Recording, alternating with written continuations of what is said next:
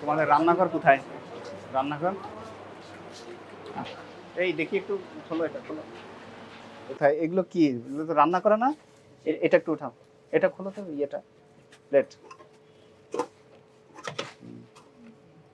এই যে এগুলো তো রান্না করা খাবার, এগুলো সব বের করে বলছি। এখানে কাঁচাও আছে মনে হচ্ছে, এই যে এগুলো রান্না করা। হ্যাঁ, কাঁচা জিনিস আবার রান্না করা জিনিস সব একসাথে রেখেছে।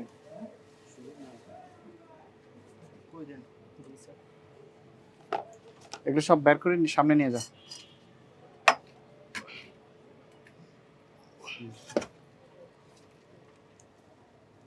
দেখি ওই যে ডিশটা বের করেন, ডিশ। এগুলো তো খাওয়ার অনুপযোগী হয়ে গেছে, বাতিল হয়ে গেছে। হ্যাঁ, আপনারা কিভাবে যে রক্ত মাংসলা মাছ মাংসের সাথে এই রান্না করা জিনিস রাখলেন? ফ্রিজ কাদের? এটা আরেকজনের? হ্যাঁ, নিয়ে আসেন, সামনে নিয়ে আসেন। চল আমরা বাইরে যাই।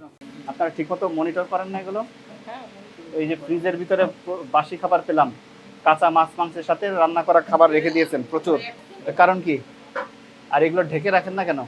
দেখছেন আপনাদের কোনো খাবার কোনো ঢাকনা নাই একটারও। এগুলো ঢাকনা কোথায়? এই যে এটা বাসি ছিল, একদম পায়ের নিচে রাখছেন। আপনাদের কর্মচারীদের ড্রেস দেন নাই কোনো? আর খাবারগুলো উপরে উঠা রাখতে হবে একটা পাটাতনের উপরে, এইভাবে ফ্লোরে রাখা যাবে না। আমরা হাঁটাচলা করছি। বিষয়টা হচ্ছে যে খাবার মশলাটাও আপনার রান্না করা মশলা, এটা আপনি ধুবেন না। যেটা ধুবেন না সেটা ডাইরেক্ট খাবারে ব্যবহার করতেছেন। এখানে যদি পোকামাকড় পড়ে, পোকামাকড় সহ খাবারে চলে যাবে। জীবাণু পড়ে, জীবাণুটাও চলে যাবে। পায়খানা পড়ে, পায়খানাটাও চলে যাবে। সেটা কি স্বাস্থ্যসম্মত হবে?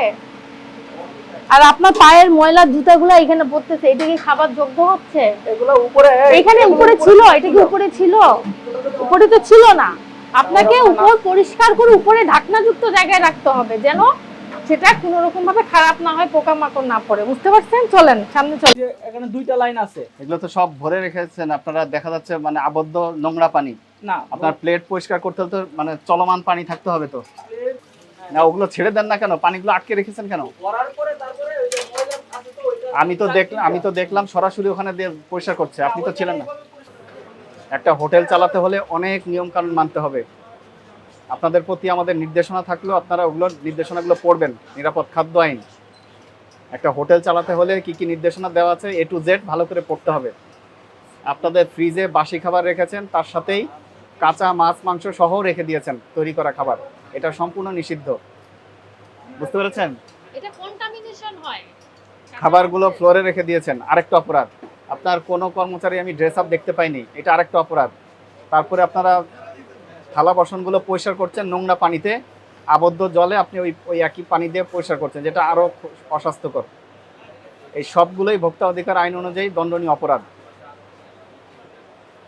আপনি যেহেতু ম্যানেজার, এর রেসপন্সিবিলিটি আপনাকে নিতে হবে, আপনাকে মনিটর করতে হবে সবসময়। কোথায় আপনাদের? মানি রিসিভ দেন না কাস্টমারকে? দেখি ভাউচার, ক্যাশ মেমো কাউকে দিয়েছেন আজ পর্যন্ত? চাইলে না, এটা তো দিতে হবে তো, এটা কাস্টমারের প্রাপ্য।